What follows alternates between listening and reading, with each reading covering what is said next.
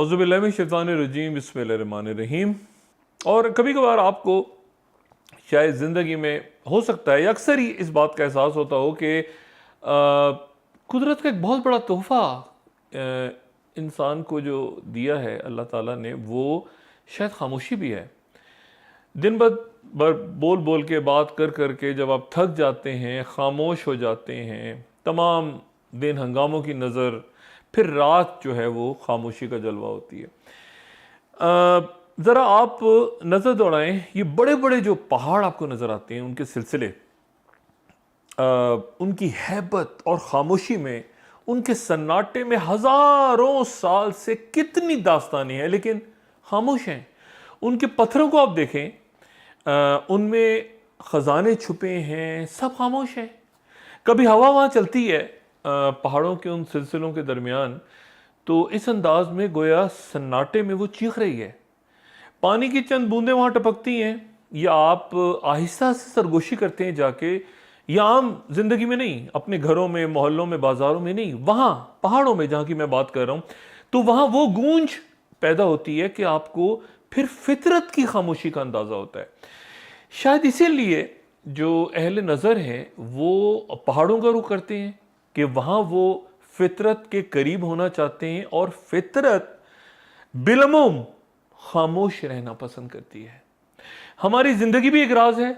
اور راز کا بنیادی اصول ہی خاموشی ہوا کرتا ہے۔ خاموشی سے وقت گزر رہا ہے اور اچانک ختم ہو جائے گا، لیکن ہم میں سے وہ لوگ جو اس وقت کو اپنی گھڑیوں سے سمجھتے ہیں،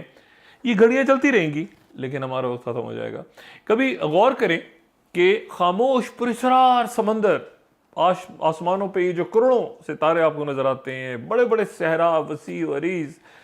یہ سب خاموش ہیں۔ ستارے اپنے اپنے مداروں میں خاموشی سے چل رہے ہیں، اور سمندر جو ہیں وہ اپنے اندر اپنے سینوں میں بڑے بڑے طوفانوں کے ساتھ، لیکن خاموش۔ انسان بولتا ہے اور مسلسل بولتا ہے۔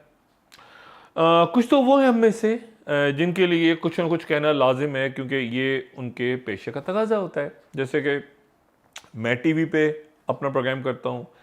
صحیح یا غلط، اچھا یا برا، جیسی بھی باتیں تجزیہ پیش کرتا ہوں۔ یا پھر اساتذہ ہیں، علماء ہیں، کاروباری شخصیات ہیں، ڈاکٹرز ہیں، طلباء ہیں، یعنی وہ لوگ جن کے لیے، ہم سب کے لیے بہت سی باتیں کرنا تو ضروری ہوتا ہے، ان کا پیشہ بھی ہے، یا اپنی زندگی میں بھی بولتے ہیں، لیکن پھر وہ گفتگو بھی جو ہوتی ہے جو بلا ضرورت ہوتی ہے، آخر وہ کیا ہے، وہ ہم کیوں کرتے ہیں؟ وہ گفتگو جس کے بغیر بھی ہم اپنی زندگی گزار سکتے ہیں۔ گزرے کئی سالوں سے جو لوگ مجھے جانتے ہیں، اور ان کی تعداد بہت کم ہے، ملنے جلنے والے تو بہت ہیں لیکن جاننے والوں کی تعداد بہت کم ہے۔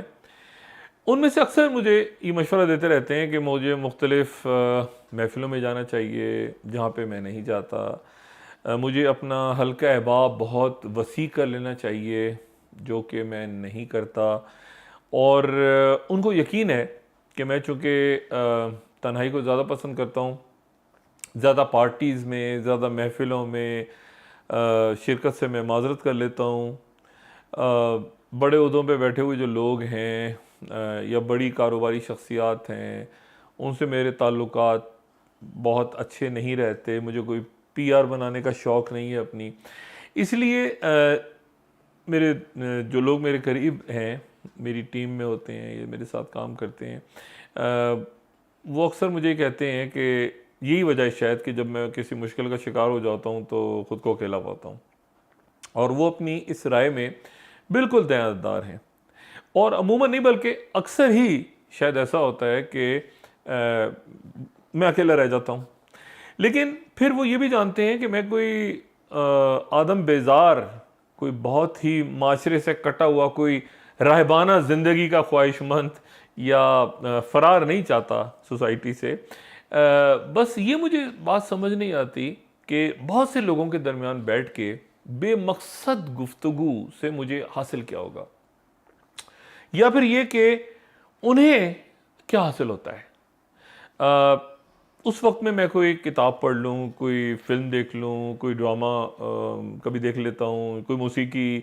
یا کہیں سفر کر کے، یا پھر ایسے لوگوں کے درمیان میں کیوں نہ اپنا وقت گزاروں جن سے میں کچھ سیکھ سکوں۔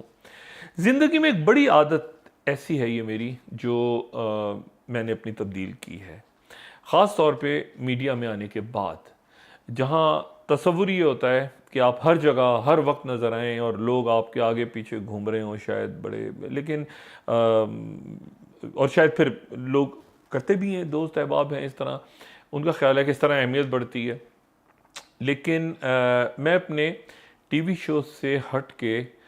خود کو ان محفلوں سے، ان پارٹیز سے مکمل طور پہ دور رکھنے میں کامیاب ہوا ہوں بڑی حد تک، جہاں بے شمار خرابیاں ہیں، گناہگار اور پشیمان ہوں میں اپنی بہت سی عادتوں پہ اپنی زندگی میں، وہاں ایک تو یہ کہ میں نے ان سالوں میں اپنے آپ کو تنہا الگ رکھنا، بہت سے فضول لوگوں سے، یہ میں نے سیکھا، اور ایک اور بری عادت سے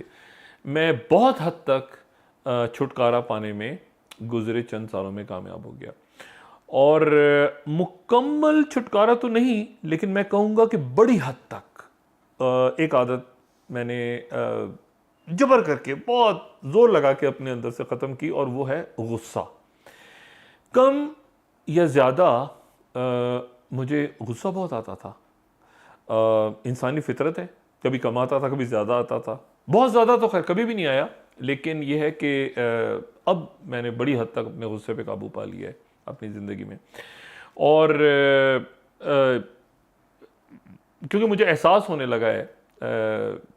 اور ہوا اس بات کا احساس کہ یہ جو غصہ، اس غصے میں آ کے، یہ غصہ کیا ہوتا ہے، اس میں ہوتا یہ ہے، مجھے یہ اس بات کا احساس ہوا کہ میں خود سے جو طاقتور لوگ ہیں ان پہ میں کم غصہ کر رہا ہوں، اور جو کمزور ہیں ان پہ شاید مجھے زیادہ غصہ آتا ہے، اور میں زیادہ روب جمانے کی کوشش کرتا ہوں۔ یہ اور کچھ نہیں ہوتا، صرف چند لمحات کا غرور ہوتا ہے، جس کے دوران میں خود کو ان لوگوں سے شاید بہتر سمجھتا ہوں، میں درست بھی تھا، تو پھر میں یہ سوچتا تھا کہ ان پہ گرجنے برجنے کا حق مجھے کس نے دے دیا کہ میں ان کو برا بھلا کہوں، میں درست تھا، پھر بھی یہ حق کس نے دیا مجھے کہ میں ان کی بے عزتی کروں۔ اور یہ تو غرور صرف اس وقت انسان میں آتا ہے جب وہ بدقسمتی کی انتہاؤں تک پہنچ جائے، پھر وہ اس میں یہ غرور آتا ہے۔ یہی تو امتحان ہوتا ہے آپ کا، کہ آپ اپنے آپ کو کسی کمزور کے سامنے انکساری کا مظاہرہ کریں، کمزور کے سامنے۔ ہم دوسروں کے ساتھ کیوں کھیلیں اگر ہمیں خود نہیں پتا کہ قدرت ہمارے ساتھ کیا کھیل رہی ہے؟ لوگوں کو معاف کرنا سیکھیں، تاکہ آپ جب معافی مانگیں تو آپ کو بھی معاف کر دیا جائے۔ ان کی بڑی غلطیاں معاف کریں تاکہ آپ کی بڑی غلطیاں معاف کر دی جائیں۔ اپنا دوستوں، رشتہ داروں، گرد و نواح کے لوگوں کا سب خیال رکھیے گا۔ اللہ حافظ۔